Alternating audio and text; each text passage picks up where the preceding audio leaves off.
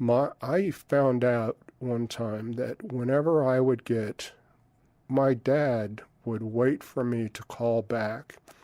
I mean, if I did anything, if I got promoted, if I got a medal, if I broke the speed barrier and went past the speed of sound in an airplane, my dad was on the radio the next morning telling all of Kansas that this is what my son did. And Yeah. I would have people come up to me when we would come home and tell me, we're tired of it. Tell your dad to knock it off. We don't Stop. care Just what you're doing stop. with nuclear weapons. But that was how proud he was of everything we did. I used to joke. I'd say, Dad, I could probably spit on a sidewalk, and you'd think it was the greatest thing under the sun. And he said, Yeah, I probably would if it was colored, brightly colored spit or something like that. But that's the way Mom and I felt, and do feel, and always will feel about each of you. Each of you have now established your life and where you're going. We did exactly what Grandma told us not to do. Don't live through your kids, because sooner or later your kids will be gone, and then you'll be by yourself. First of all, I like being by myself with your mama because it's a new life for us to start. But we do live through you all, and seeing you, when I saw you walking down at the wedding, knowing that you're going to be a mama someday when that's appropriate for you guys make the decision to do that, and what a wonderful mama you'll be. Knowing that when Jeremy writes screenplays and they're up on the screen and people are scared, amused, whatever by that, you're a success. And you're a survivor. And I'm hoping that some of that, a little bit of that, is from your mama and me. But you have, all of you kids, and especially you, have intestinal fortitude that I think anything can happen and you can deal with it. And so Drew has gone through his personal heck.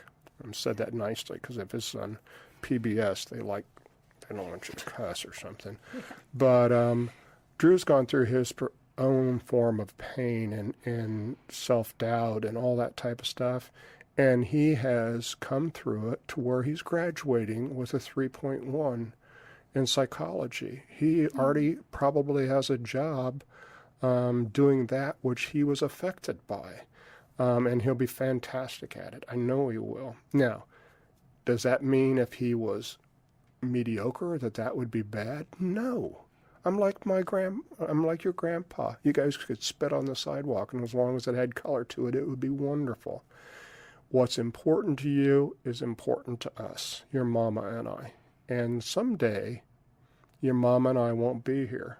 And if, trends are correct, I'll be the first to go. And you already know how that's going to happen. Mom and I are both going to be cremated, and you're going to take me out in this little box and to the Bahamas, and the first thing you're going to do is take me out on a dive boat, because all of us love scuba diving so much, and your kids better love it too. No, I'm kidding you. And you're going to feed me to the sharks. Well, I'm cremated at that time. And then you're going to have we'll save your thumb or something. Nah, yeah, that's gross. Then you're going to have a wonderful all-inclusive resort and have fun and celebrate. Celebrate each other and celebrate, because there is nothing in this world that I have missed. There is nothing in this world. That doesn't mean I'm ready to go. I'm going to be here a long time. But there's nothing in this world that is amiss in my life that has not been fulfilled in my life by being married to your mama, by having 3 kids that are so fantastic that I am my dad now, and my workers get tired of hearing me talk about what this kid has done and what this kid has done and what this kid has done.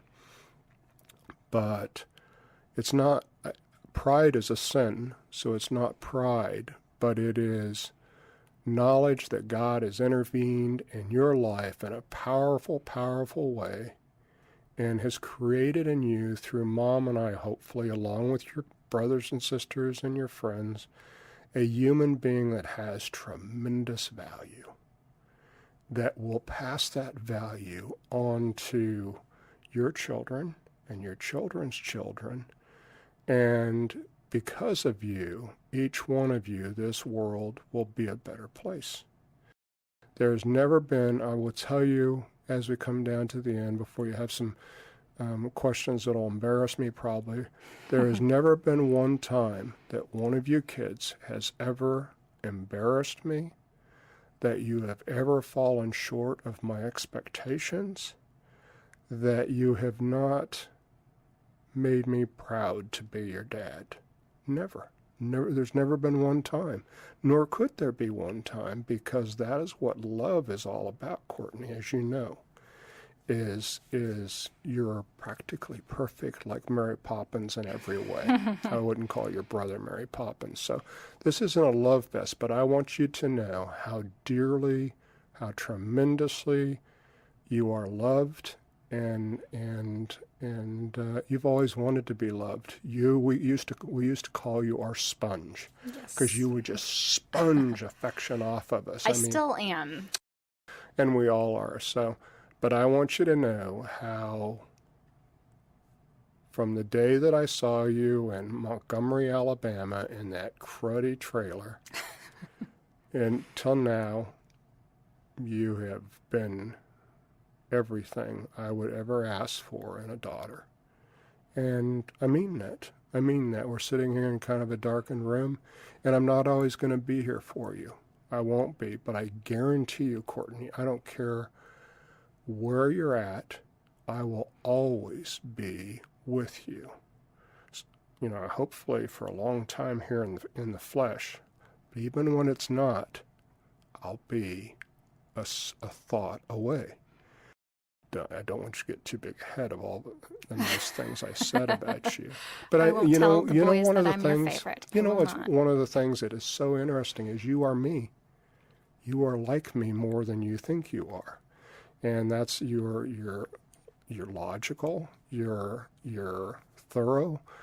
You know, I'm not saying your mom's not, but you are so much like me, and that's why we argue so much sometimes. And I always laugh about it. And Dory said, "You tired of arguing with yourself?" I was like, "Yeah, I kind of am tired." So, you are the most generous person I know, and you are kind, and to see your sensitivity when it comes to animals and when it comes to, you know, memorable moments and vacations, and you've put your life into us. You had a career at the same time, but that's you as a person, as Tom Slater, as, you know, a person that had goals and ambitions and everything. I don't ever want you to feel like because you were a career-driven person that made you less of a dad, because you were a great dad, and you still are. Thanks. So Thanks. You're the first person I think of when I have a financial question, and when there's a big splurge coming up, or when I'm confused about taxes or what to do on my W-2, and you're the first person that you and Mom are the first people that I think of when I have exciting news to tell, or sad news or anything. So I love you. I love you too, sweetie.